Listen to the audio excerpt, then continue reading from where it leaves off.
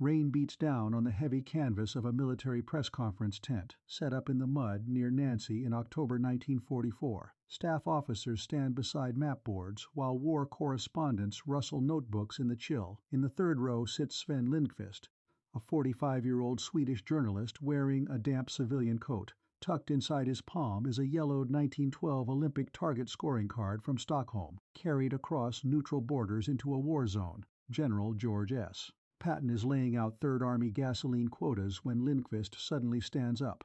He does not ask about the Ardennes or German artillery. He asks, with quiet Scandinavian clarity, if competitor Patton remembers the 25 shots he fired on the Kaknäs pistol range 32 years ago, and whether he still believes his missed bullet actually passed through an existing hole. The room goes quiet in the specific way that rooms go quiet when something has been said that cannot be unsaid. Major generals freeze with their grease pencils suspended over acetate overlays. Reporter Fred Mackenzie appears to reconsider the entire architecture of his morning in about 2 seconds. Patton stops mid-sentence, lowers his wooden pointer, and stares across the tables. What happened in the next 60 seconds would reveal a side of the general that the war had never touched, and the answer was not what anyone in that room was prepared for.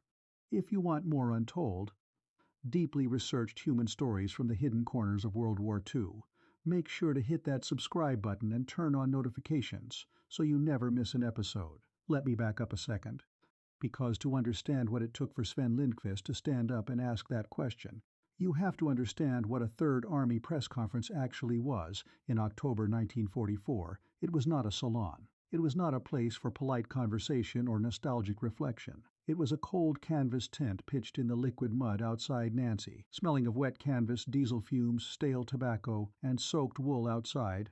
Hundreds of heavy trucks roared down shattered French roads, grinding through the Lorraine mud. Inside, 30 tired correspondents leaned over wooden tables, shivering under harsh electric lamps wired to a noisy generator. On the walls hung acetate overlays marked with heavy red grease pencil, tracing enemy strongpoints, river crossings, and dwindling fuel reserves. Patton stood at the front, wooden pointer in hand, dictating the tempo of a massive military machine. He was a man managing an engine of destruction, measuring time in hours and distance in ground gained. It was an environment built entirely on immediate survival and relentless operational focus. The unwritten rules of that room were rigid and absolute. War correspondents were permitted to ask about division movements, bridgehead security, casualty estimates, or gasoline shortages. They were expected to act as the direct conduit between a violent front line and a waiting public. No one interrupted a war briefing with a personal memory. No one asked a 3-star general about a sporting contest from 3 decades prior, while soldiers were dying 20 miles to the east. Every officer in that tent and every seasoned American reporter in the audience knew the unspoken boundaries. You kept your questions grounded in immediate operational reality, or you risked losing your standing entirely. To break that unstated contract was to invite immediate dismissal from a commander known for his total intolerance of distraction, because in October 1944, the Third Army was caught in a brutal, grinding arithmetic problem. The advance across France consumed nearly 400,000 gallons of fuel every single day, and supply lines stretched across 300 miles of ruined countryside. Every minute of a briefing was calculated against measurable military costs. 7 gallons of gasoline burned for every mile a supply truck traveled, 4 tons of artillery shells required per grid square, and human life measured against hours delayed on the roads. It was a cold equation of weight, distance, and consumption. And that was the room Sven Lindqvist stood up in. Picture the scene. 30 war correspondents sat squeezed together on folding wooden chairs, their damp woolen coats steaming in the dim light of 2 generator-powered electric bulbs. Rain beat a steady, relentless rhythm against the heavy canvas ceiling, while 3 dozen staff officers stood frozen along the back wall, grease pencils suspended over acetate overlays. At the front of the tent, General Patton stood pinned in place, his wooden pointer resting motionless against a marked map of the Moselle River crossings. Sven Lindqvist remained standing in the third row, his shoulders square, holding the yellowed 1912 Olympic target scoring card flat against his palm. To Lindqvist's right, Chicago Tribune reporter Fred Mackenzie leaned back slightly in his chair, bracing for an explosion of high-decibel profanity, The general's personal aides held their breath in the freezing air, mentally calculating how many seconds remained before Patton ordered the neutral correspondent stripped of his credentials and escorted from the war zone under military police guard. Every officer in that room knew Patton's notorious temper. They knew his absolute intolerance for distraction during operational briefings. The collective mind of the tent calculated a single inevitable outcome: swift, crushing humiliation for the Swedish reporter who dared to bring up an ancient sporting contest during a modern war. Stay with me, because what happened next in that room is the part nobody was expecting. The accounts that survive are remarkably consistent in shape.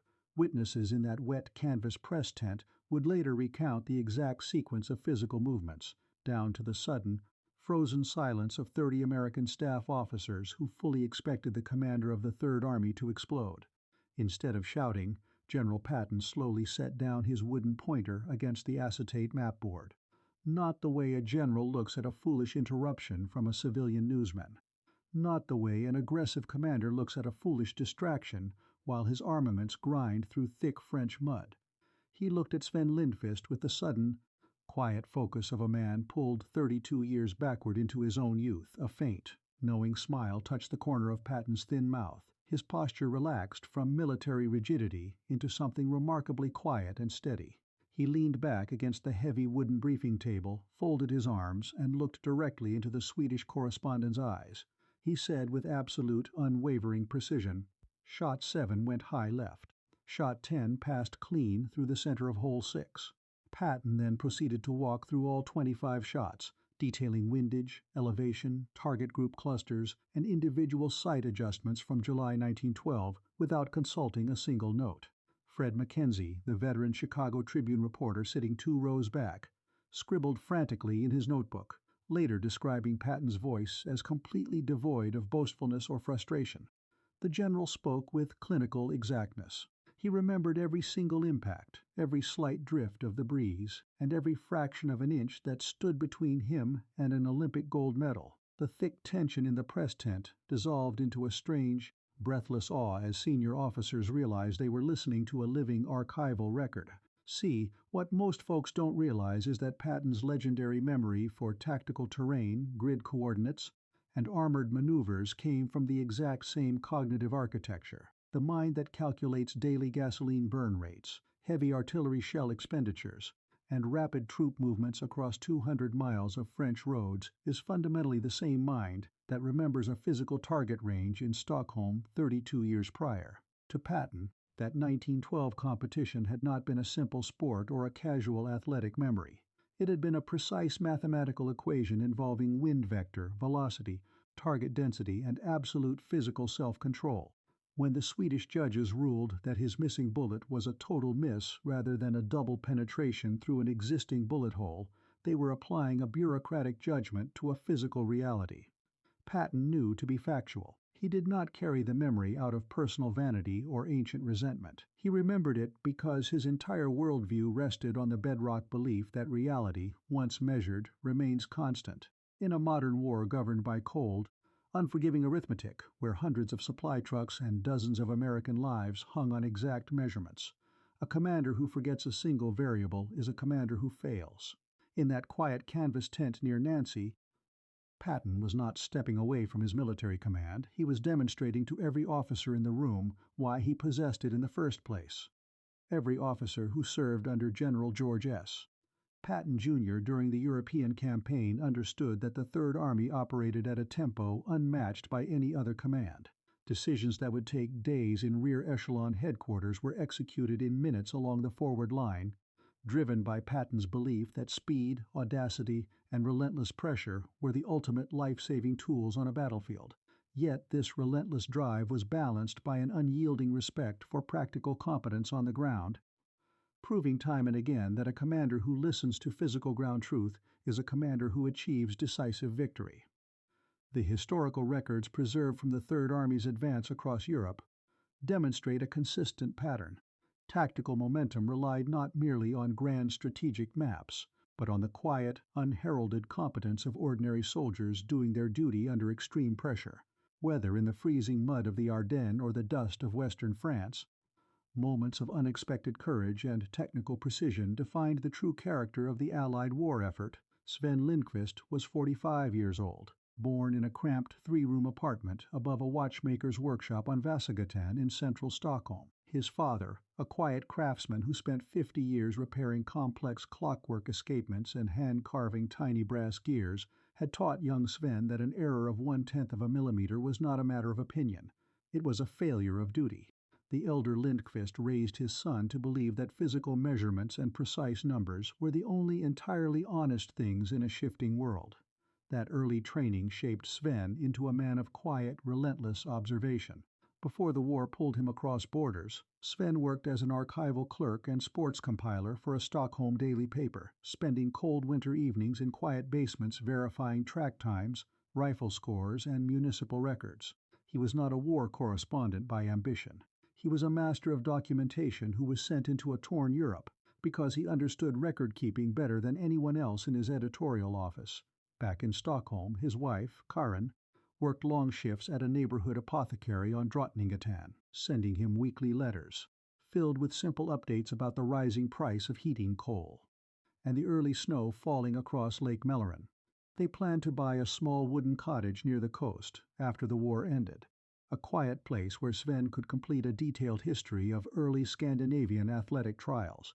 He was not a romantic, he was not a seeker of attention. He was the kind of man who looked at an archival record and believed that a truth, once recorded, remained true forever.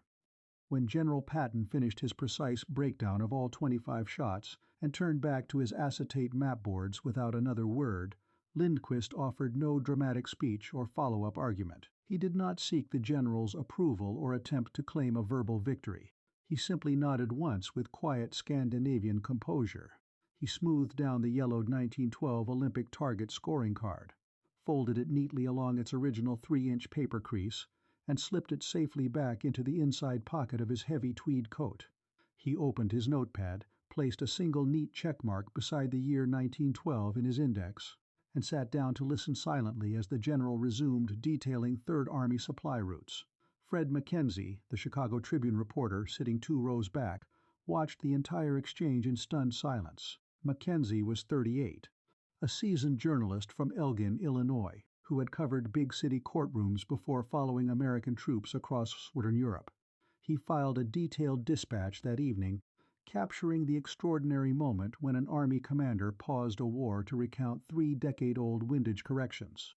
Mackenzie survived the push into Germany, returned home after the victory, and spent another 25 years writing for major Midwest newspapers before retiring to his home state. Until his death decades later, Mackenzie maintained that among all the speeches and battles he witnessed, Patton's quiet, mathematical memory in that muddy French tent was the most unforgettable moment of the war. Was Patton right to halt a vital military press briefing during a violent campaign to revisit a 32-year-old target shooting contest? Some would say that stopping an operational war meeting during a critical European fuel crisis to dissect an ancient athletic score was an unnecessary distraction, a brief indulgence in personal vanity when human lives and complex battlefield logistics hung delicate in the balance. Others would say exactly the opposite. They would argue that General Patton was demonstrating the very mental quality that made him an effective Army commander, an absolute unyielding memory for physical facts, a total refusal to accept a flawed official record, and a quiet respect for an ordinary man who cared enough about objective truth to carry it straight into a muddy war zone. Let us know in the comments below, and if you want more untold stories from World War II, make sure you subscribe.